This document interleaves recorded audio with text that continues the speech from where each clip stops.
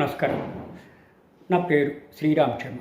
మధ్యప్రదేశ్లోని ఒక practising advocate న్యాయమూర్తి మీద చెప్పు విసిరాడు.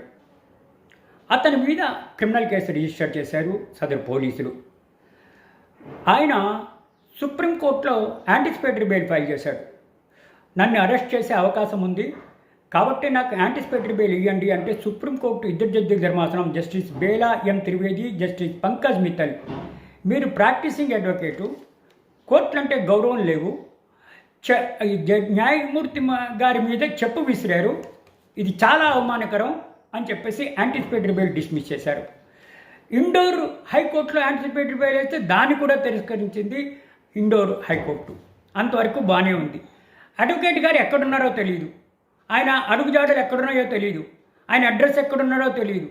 పోలీస్ వాళ్ళు లుకౌట్ నోటీస్ ఇచ్చారు, ఫోటో ఇష్యూ చేశారు, ఇతను అడుగుజాడలు చెప్పిన వాళ్ళకి బహుమతి ఇస్తామని కూడా ప్రకటించారు. ఇట్లా ప్రాక్టీసింగ్ అడ్వకేట్లు లిమిట్లో ఉండాలి.